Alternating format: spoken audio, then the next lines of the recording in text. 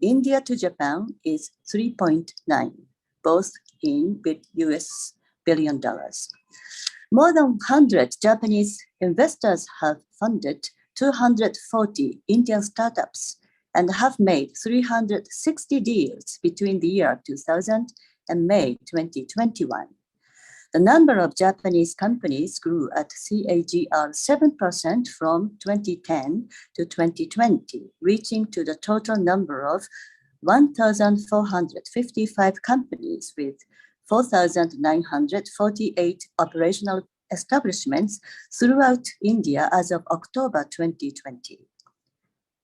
During the COVID-19 crisis, global companies learned that a great risk arises from heavily depending on one single country for production. There is an increasing awareness among Japanese companies to move their overseas manufacturing bases from China and other vulnerable countries, or to choose a +1 strategy to diversify and strengthen their supply chains. In the survey conducted in the year 2017, India has been ranked as one of the most attractive destinations for investment by Japanese manufacturing companies. There are several reasons for choosing India as a destination. First, India has a big and growing market. Second, India has rich and talented human resources. Japanese companies are in dire need for IT talents of India. Third, India is a global outsourcing hub. Fourth, India's software technologies have great competitive advantages. And fifth, world global manufacturing giants have R&D centers in India. I believe there is a great potential for India and Japan to explore further collaborations to enhance competitiveness of Indian manufacturing industry. Prime Minister Modi launched Make in India for the development of the manufacturing industry in India. The world standard Japanese manufacturing companies are aiming at establishing a new business model for collaboration between Japan's hardware technologies and Indian software technologies. The outcome will be infinite. Japan's METI and India's Ministry of Commerce and Industry launched Japan-India Industrial Competitiveness Partnership in 2019. In order to enhance competitive strategy of industries in India, discussions are underway to build industrial parks and promote direct investment, reduce logistics cost, and facilitating the license procedures. If I may introduce the ongoing efforts made by the government of Karnataka, a Japan Industrial Township was established about 80 kilometers away from Bengaluru. We have two useful dialogue platforms between the Karnataka government and the Japanese business community in Bengaluru. The main purpose of this dialogue platform is how to solve issues pertaining to Japanese companies, such as road connectivity, water and energy supply, and acquisition of land, among others. Both sides should continue this dialogue and make proposals from each other to find good solutions. Because those companies that have already established their manufacturing bases in India will act as a model case for those companies who will aspire to come to India in the future. Lastly, next year marks the 70th anniversary of the establishment of Japan-India diplomatic relations. I hope that this milestone will create great opportunities to strengthen bilateral relations between Japan and India to deepen mutual understanding, and that will bring about people-to-people exchange in not only business and tourism sectors, but also academic and cultural platforms. In conclusion, I'd like to thank you once again for this opportunity to address to you all. Thank you very much, and Dhanyavada Galu. Thank you, Ms. Savita, for your kind words of encouragement and inspiration about the Indo-Japanese relations and to people in our industry. in our country. Ms. Sugita, I want to share with you before I ask you a couple of questions is that the very name of these awards and this conference, as you would have noticed, is Industry Samurai. And that is a name that comes from your country, from your culture. It is inspired by the culture of resilience and courage that is so reminiscent of your country. I'll very quickly share with you the genesis of this name, how it occurred to us. Last year, when the pandemic hit us in India, we were all at sea. We didn't know what to do, who to turn to, and everybody was anxious. So we interviewed about 17 people, industry leaders in India in manufacturing, and then when it came to term the whole event something, the special book that was coming out, I was given the task of doing it. And I thought that, I'm a big fan of the Japanese filmmaker Akira Kurosawa. So his picture, Seven Samurai, came to my mind. And I thought that you've interviewed 17 people, and what better name to give to this whole initiative than Samurai, because that is the best symbol of culture and resilience when we think of it. So we called it Industry Samurai Awards. So thank you so much for that inspiration uh, on behalf of our industry. Now I'll move to the first question that also relates to the culture of resilience and courage. Uh, See, the last 2 years have been particularly tough for the global manufacturing industry, including, I'm sure, that of Japan. And your country is known, and your industry is known to have braved natural crises like earthquakes and other natural disasters time and again, and emerged strongly from them. So what are the lessons in courage and resilience that you would like to share with people in our industry, with manufacturers, with business people and professionals, in how to emerge strongly from challenging times? Okay, thank you very much, Anand. Japan has suffered from many natural disasters, as you said, such as earthquakes, volcanic eruptions, tsunami, and typhoons. In the recent history, around 10 years ago in 2011, the Great East Japan earthquake hit northeast region of Japan with a magnitude of 9.0. The massive tsunami washed away 600 kilometers long coastal areas of northeast Japan and left 500 square kilometers of land underwater. It resulted in 20,000 casualties, destroyed 400,000 houses, and stopped 270 railroads and left 24,000 hectares of agricultural land underwater. Japan's GDP of the second quarter in 2011 plunged to minus 2.1%. The government of Japan estimated the total loss was approximately 210 billion US dollars. The triple disaster of earthquake, tsunami, and nuclear disaster accident cut off the supply chains from northeast region of Japan to the world. There were major auto parts and electronic product parts industry in the region. Those companies heavily relying on their particular product supply had to find other suppliers very quickly. So through the Great East Japan earthquake, just like the coronavirus pandemic, I think we learned a lesson that manufacturing industry should diversify the supply chains and make the supply chains more resilient and efficient to secure the production. I think that is the wisdom we have to share with the world. Thank you so much, Ms. Sugita. The second question from me is, what, in your perspective, from your standpoint, are the biggest strengths of the Indian manufacturing industry for global competitiveness? All right, Anand, as I mentioned in my speech, I believe the Indian manufacturing industry has competitive advantages in the 5 areas. If I may just repeat, one is the growing big market, and second is a rich and talented human resources, and the third is strength as a global outsourcing hub, and fourth is strength of software technologies And the fifth is the presence of R&D centers of the global manufacturing giants in India. Having lived in Bangalore for 18 months, I personally believe the real strength of India also lies in the quality of Indian people. Many people I have met in Bangalore hold open and flexible views and think very efficiently.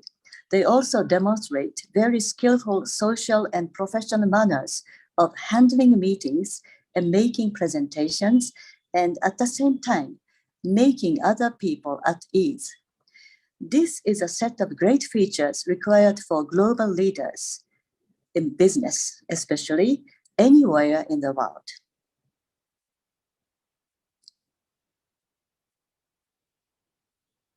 Thank you so much for those warm words of kindness and friendship.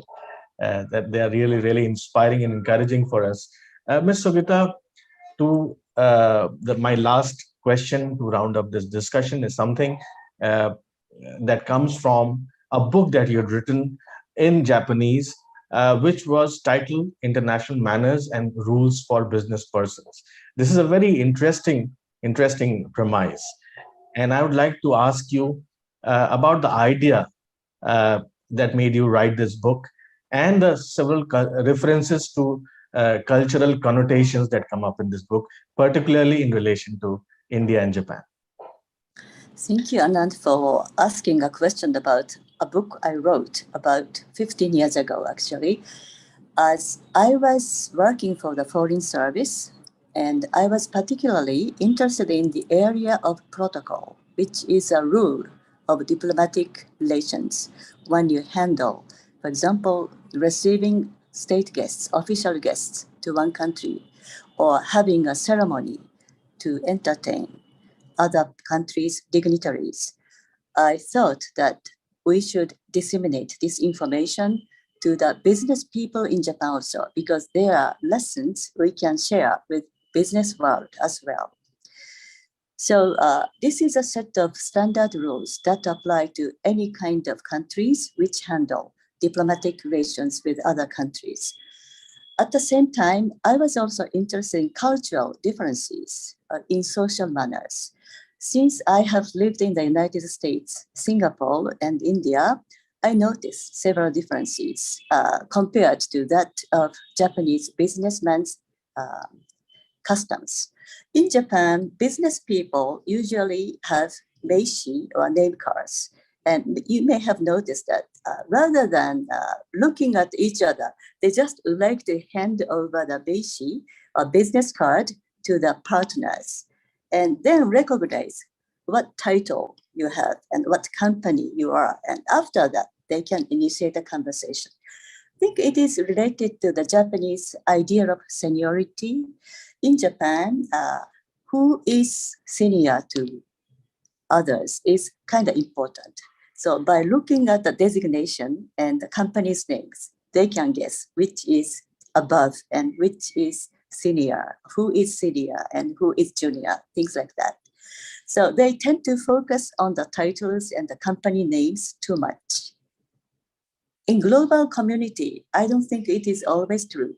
And most Indian people just start their conversations without necessarily exchanging meishi or business cards. Of course, there are occasions that I receive their business cards right away, but it's more that you have a very relaxing manner to initiate discussion, and you may want to know what this person is thinking about in particular agenda rather than carrying the titles or designations.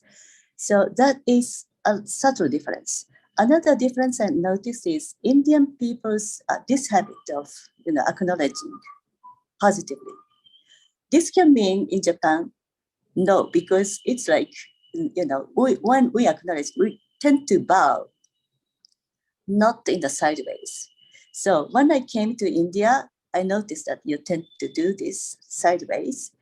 And now I naturally adopted your custom of doing this when I acknowledge what you say. So it is just a little cultural difference. Yes, absolutely. That was very interesting insight. The famous Indian head bob.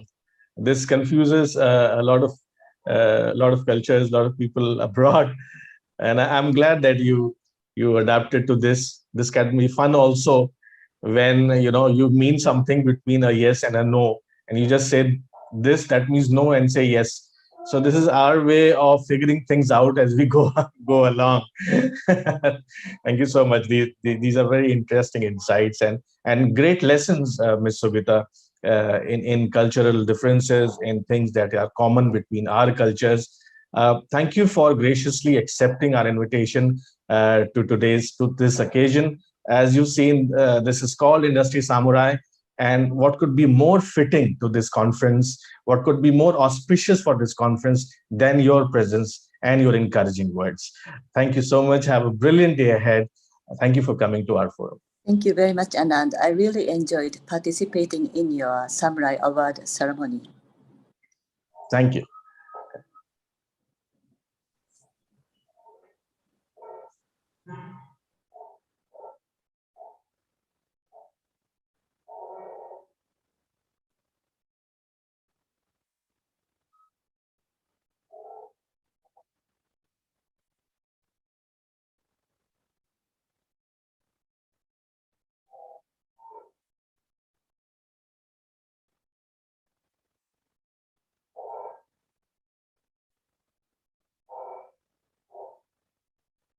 Hi, Magesh, can you hear me?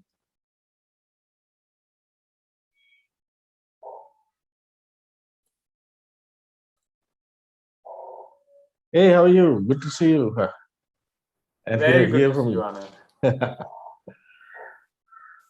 Sorry, I couldn't have you in earlier. Admit you, because this interaction with the Japanese ambassador was going on. That's fine. That's fine. Don't worry about it. I was just, kind of testing my link. Okay, good you did. You look a lot more organized than before. That's a good thing, right?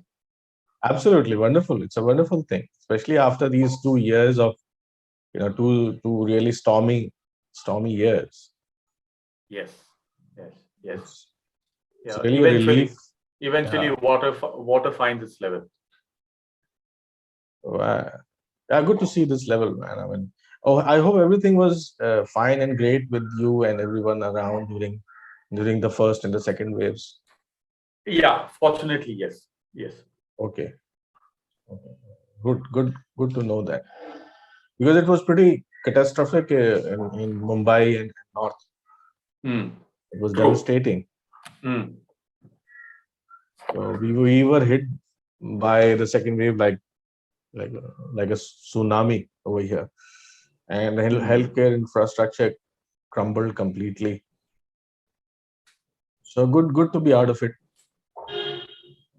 Yes, a lot of lessons from that, and hopefully people take home the lessons and let go of the pain. Good. Absolutely. So I got the profile that I could read out. Yeah, the first page is the profile, so that should be okay, right, for you? Yes. Yeah. So I'll start with Magesh is a global thought leader in future digital strategy design. Yes. Consulting with CXOs and the whole para about some projects that he's handled in the past include some of these.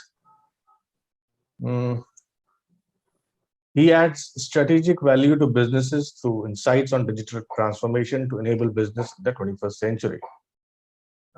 Anything you want me to read from the second page? Anything in particular? Not from the second page, but basically the first page, all that you can say is that at the moment he's an independent management consultant, and he's also visiting faculty at the Indo-German Training Center, where he teaches digital transformation and environment, social, and governance.